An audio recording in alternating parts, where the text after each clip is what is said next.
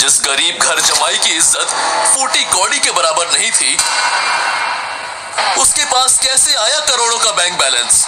क्यों ये करोड़पति जीना चाहता था एक घर जमाई बनके?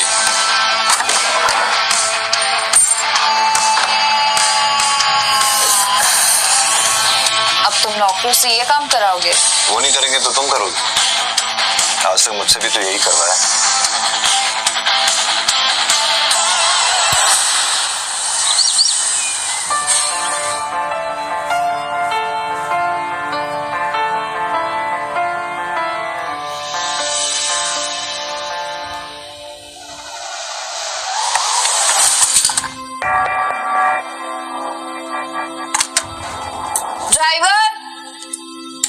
मेरा बैग जल्दी से गाड़ी में रखो और गाड़ी निकालो, मुझे ऑफिस के लिए देर हो रही है। ये ड्राइवर पता नहीं कहाँ मर गया और ये नक्श वो भी पता नहीं सुबह से कहाँ है। काम के टाइम ना सब पता नहीं कहाँ मर जाते हैं। बड़बड़ाते हुए अनिका ने आईने में देखकर जल्दी से अपने बालों को एक और बार संवारा और पीछे मुड़कर देखा तो वहां ड्राइवर की जगह नक्श खड़ा था। अनिका, मैं वो रमनीक भाई ज्वेलर्स के पास तो गया था।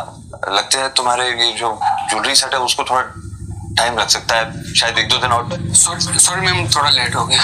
थोड़ा लेट हो गया? पूरा दिन बैठ के टाइम पास करते रहते हो। मजा नहीं कि तुम लोग एक काम अच्छे से कर दो, कोई ना कोई बहाना बनाते रहते हो। तुम सब के सब ना एक जैसे हो, काम चोर। सॉरी मैम, आगे से ऐसे नहीं होगा। Sorry my foot. You better be on time tomorrow. ये कहने के बाद जैसे ही अनिका अपना बैग उठाने लगी तो नक्श अनिका की मदद करने के इरादे से बोला, अब मैं ले लेता हूं। नहीं। नक्श चुपचाप खड़ा उसे कमरे से जाते देखते रह गया था। कुछ देर शांत खड़े रहने के बाद जैसे ही नक्श पीछे मुड़ा, उसकी नजर टेबल पर रखी एक फाइल पर पड़ी। अनिका वो फाइल अपने बैग में रखना भूल गई थी। जब हड़बड़ाते हुए नक्श तेजी से अनिका की तरफ बढ़ा तो वहीं पास में सोफे पर बैठी अनिका की कजन भाग्या की नजर उस पर पड़ी। उसने नक्श के रास्ते में अचानक से अपनी टांग अड़ा दी। ओह माय गॉड, ये तुमने क्या किया? मैंने क्या किया? मैं तो अनिका वो अपनी फाइल भूल गई थी तो मैं उसे फाइल देना चाहता था। रास्ते में ये अचानक आ गई और आप ये अच्छा, तो अब साहबजादे के रास्ते के बीच में मैं आ गई, इसमें भी मेरी गलती है ना? बड़ी माँ आप ठीक है ना? कोई जल्दी से डॉक्टर बुलाओ। इस आदमी ने बड़ी माँ पे गरम गरम चाय गिरा दी। अच्छी, मुझे पता है तुझे मेरी बहुत फिक्र है, पर मैं ठीक हूँ, मुझे डॉक्टर की कोई जरूरत नहीं है। बस इस निठल्ले आदमी ने मेरी साड़ी खराब कर दी। जो शिट, बड़ी माँ की इतनी महंगी साड़ी खराब कर दी। ये आपकी एक्सक्लूसिव कलेक्शन की है ना बड़ी माँ? एक तरफ भाग्या बात का बतंगड़ बना रही थी तो दूसरी तरफ नक्श ने देखा कि अनिका वापस अंदर आ रही है। अनिका नक्श को देखे बिना ही घर से बाहर निकल गई। बस अनिका की एक प्यार भरी झलक के लिए तरस गया था नक्श। ब्रेकिंग न्यूज, गुजरात की सबसे बड़ी कंस्ट्रक्शन फर्म का भविष्य है खतरे में। क्या भानुशाली ग्रुप ऑफ इंडस्ट्रीज उभर पाएगा इतने बड़े नुकसान से? अब कौन संभालेगा भानुशाली ग्रुप ऑफ इंडस्ट्रीज की बागडोर? जानने के लिए बने रहे हमारे साथ only on take one news पर।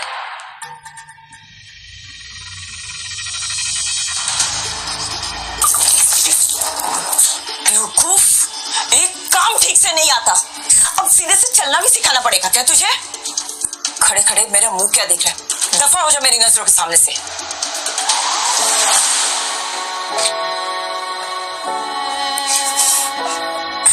पता नहीं क्या सोचकर तेरी काका ने अनिका का हाथ इस आदमी के हाथ में दिया। हमारे तो भाग ही फूट गए। घर दामाद बनकर बस हमारी छाती पर मूंग डल रहा है वो। ये है सावेरी परिवार का घर। सावेरी परिवार सूरत की बड़ी बिजनेस फैमिलीज में से एक है। इस बड़े से शानदार घर में सावेरी खानदान का बड़ा परिवार रहता है और कई जॉइंट फैमिली की तरह इनके बीच में भी प्यार बस दिखावे का ही है। अक्सर यहाँ पर सुबह की शुरुआत ऐसे ही शोर शराबे से होती है और गलती चाहे हो या ना हो, इल्जाम हमेशा इस परिवार के दामाद यानी नक्श के सर पर ही आता है। पर नक्श ने कभी भी इस बात को दिल पर नहीं लिया। हर सुबह किसी और की गलती को अपने सर लेकर मुस्कुराते हुए वो अपने काम में लग जाता है।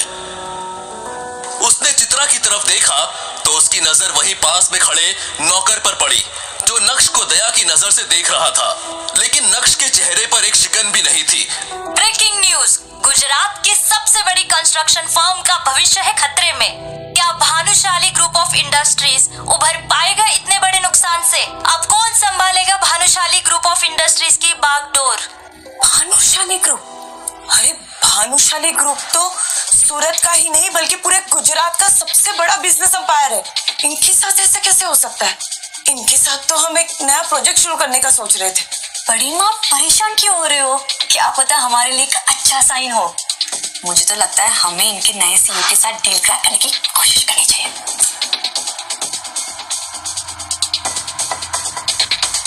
नक्श के चेहरे पर हल्की सी मुस्कुराहट थी जो उसकी आंखों की चमक को और बढ़ा रही थी।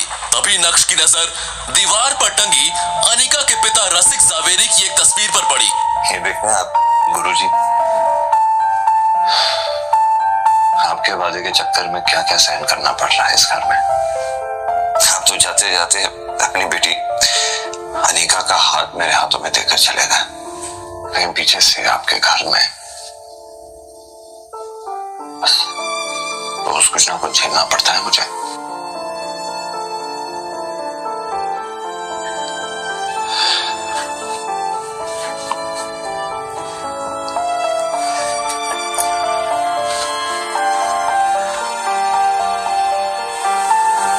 लेकिन मैं भी ढीठ हूं गुरुजी। आपकी पत्नी चित्रा, उन्हें तो जैसे तैसे मैं झेल लूंगा,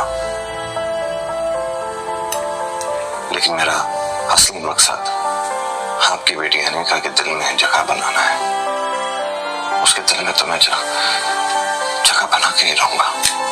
एक तरफ नक्श अपने गुरुजी से बात करने में लगा था तो दूसरी तरफ नक्श का मोबाइल लगातार वाइब्रेट कर रहा था, मगर नक्श तो अपने ही ख्यालों में गुम था, इसलिए उसका ध्यान ही नहीं गया और वो बाथरूम में शावर लेने चला गया। नहाते हुए भी नक्श के दिमाग में बस भानुशाली ग्रुप ही चल रहा था। नक्श इस बात से अनजान था कि उसके फोन पर किसका कॉल आ रहा है, लेकिन यकीन मानिए वो कॉल नक्श की पूरी जिंदगी बदलने वाला था। बस नक्श को फोन उठाने की देर थी। नहाने के बाद जब नक्श बाथरूम से बाहर आया तो उसका फोन दोबारा वाइब्रेट होने लगा, लेकिन इससे पहले कि नक्श को एहसास होता इस बार भी फोन कट गया था।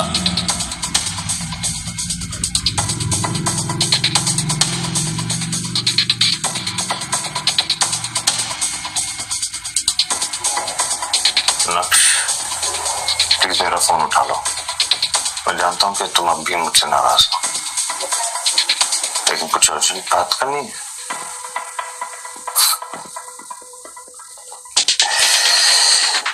कमाल है, 2.5 साल लगे इन्हें अपनी गलती का एहसास होते हुए। ऐसे कई सारे मैसेजेस थे और उन सभी को पढ़ने के बाद नक्श ने अपना फोन बेड पर फेंका। अभी नक्श उन मैसेजेस के बारे में सोच ही रहा था कि इतने में उसी नंबर से एक बार और कॉल आया।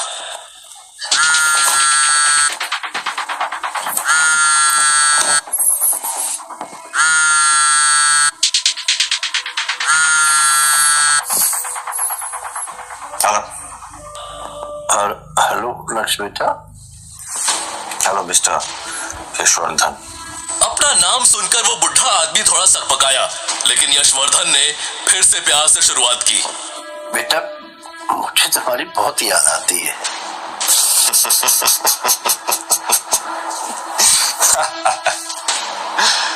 वो क्या है ना मिस्टर यशवर्धन, आपकी बात की दाद देनी पड़ेगी, क्योंकि आपको 2.5 साल लग गए मेरा हालचाल पूछने के लिए।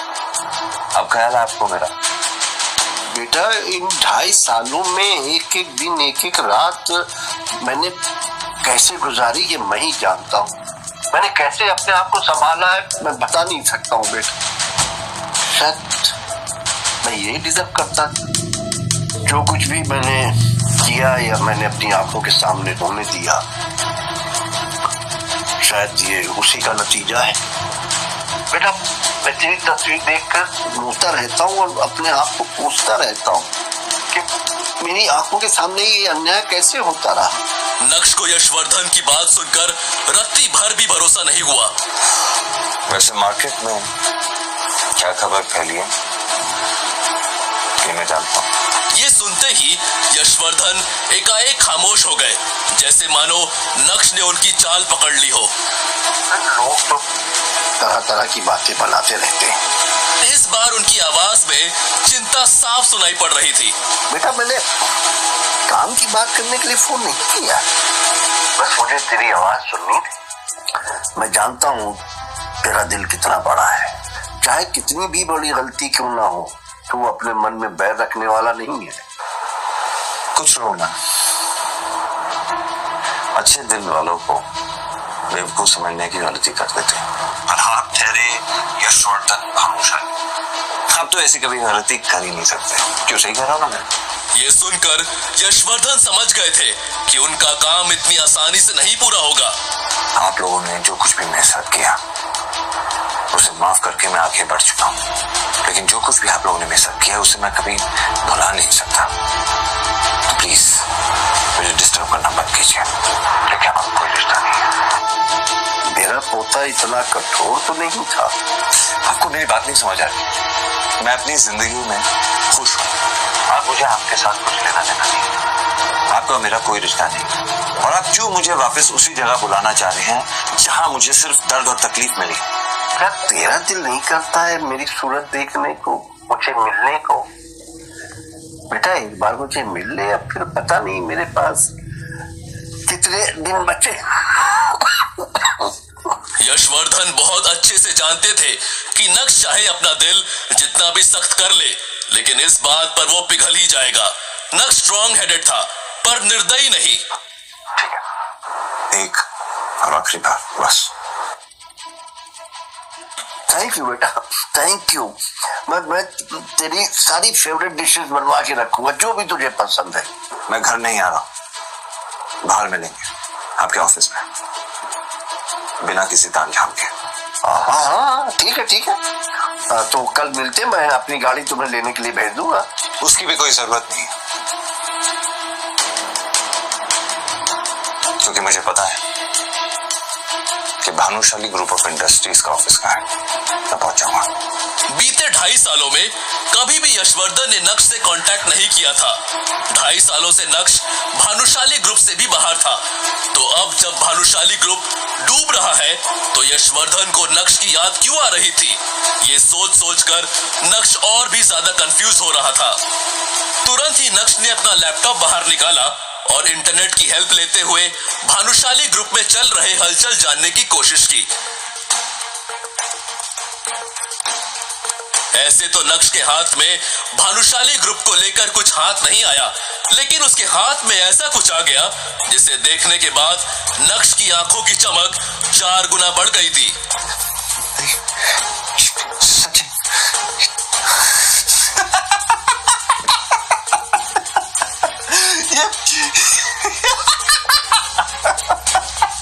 जोर जोर से हंसते हुए बिस्तर से उठकर नक्श पागलों की तरह नाचने लगा था।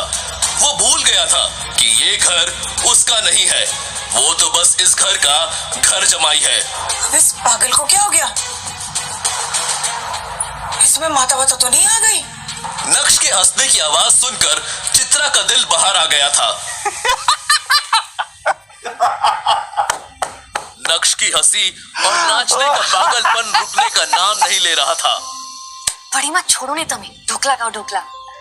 आदमी ना पाछળ શું સમય બરબાદ કરો।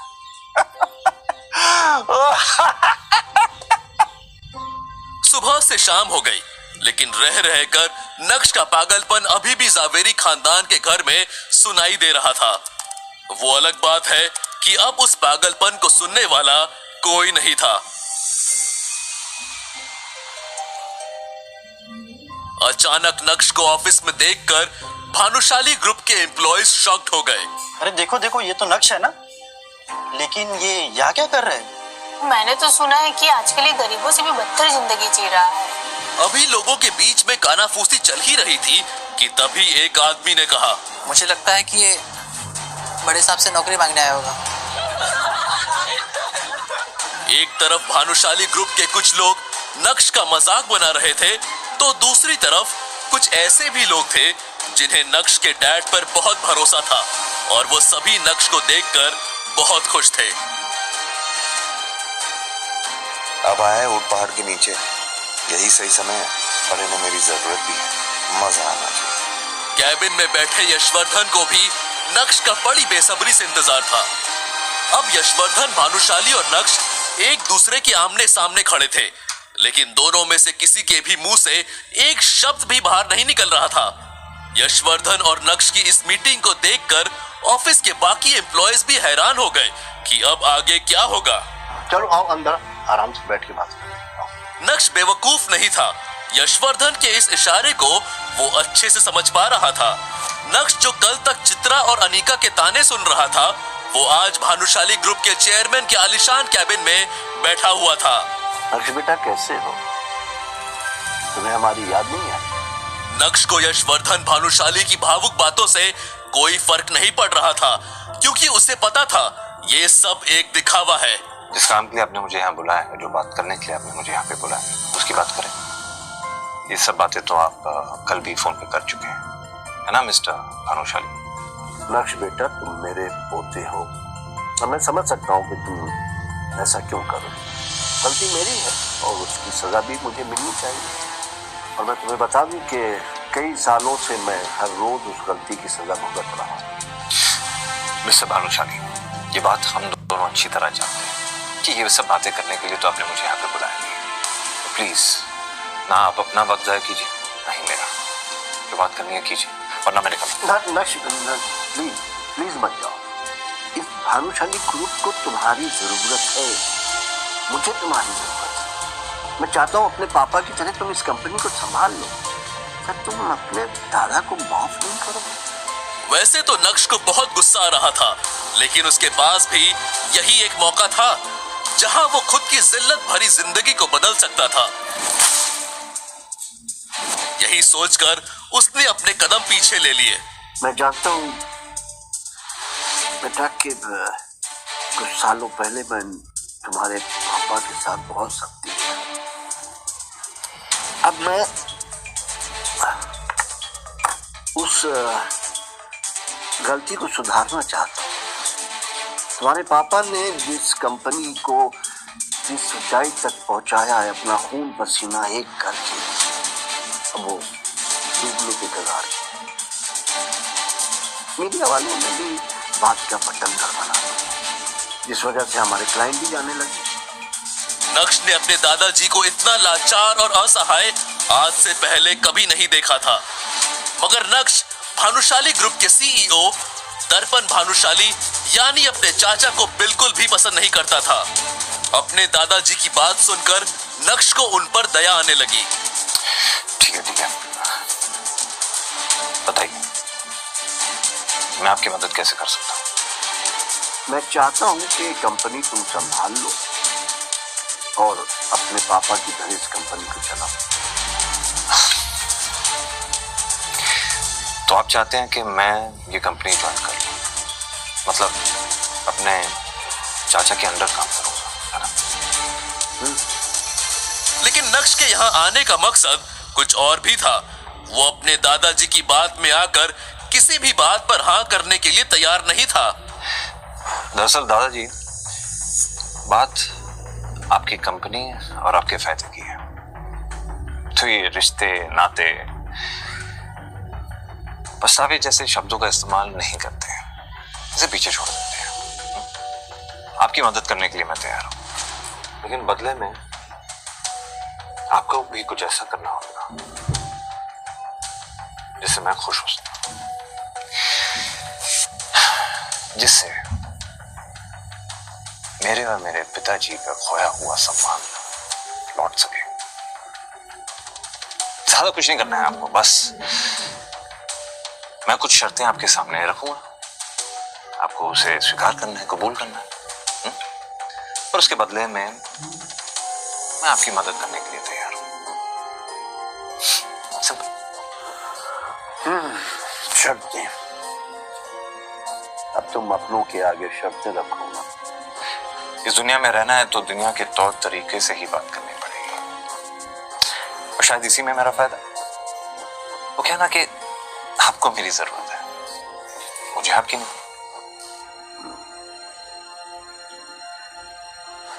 ठीक है, तुम्हें मुझसे क्या चाहिए? ये आपने की ना फायदे की बात। सबसे पहली शर्त, अब इस कंपनी में मैं दोबारा तभी लौटूंगा जब इस कंपनी का सीईओ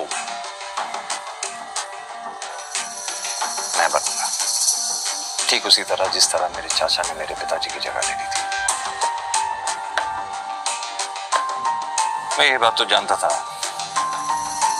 कि आपने मुझे भानुशाली ग्रुप ऑफ इंडस्ट्रीज को बचाने के लिए नहीं बल्कि चाचा की कंपनी को बचाने के लिए यहाँ पे बुलाया, लेकिन आपको अपनी गलती का जरा सा भी अफसोस नहीं हुआ। ऐसी बात नहीं है बेटा, लेकिन अच्छा ये बताओ तुम्हारी बाकी की शर्तें क्या है? मेरी दूसरी शर्त यह है दादाजी कि इस कंपनी को मैं तभी ज्वाइन करूंगा जब इस कंपनी में काम करने की मुझे पूरी फ्रीडम मिलेगी। इस कंपनी में कितने पैसे आ रहे हैं, कितने पैसे जा रहे हैं, सब मेरी जुरिस्डिक्शन के अंदर होगा। सब ये समझ लीजिए कि अब ये कंपनी मेरे हिसाब से चलेगी। तुम्हारी शर्तें सुनकर लग रहा है कि जैसे कि तुम मुझसे कोई बदला ले रहे हो। मौके के दस्तूर को नक्श अपने हाथों से नहीं जाने दे सकता था, इसलिए आज कठोर होकर उसने दिल की सारी भड़ास अपने दादाजी के सामने बाहर निकाल दी थी। और किस्मत देखिए, आज समय भी नक्श का साथ देता हुआ नजर आ रहा था। नक्श का ये रूप यशवर्धन ने पहली बार देखा था। उन्होंने तो नक्श को बहुत सीधा साधा समझा था और उन्हें लगा था कि नक्श से बात करना बहुत आसान होगा, लेकिन मिलने के बाद उनकी सोच पूरी तरह से गलत साबित हुई थी। शायद उन्हें भी समझ आ गया था कि नक्श को सब पता चल गया है। वैसे क्या पता चल गया है, उसके लिए आपको थोड़ा और इंतजार करना होगा।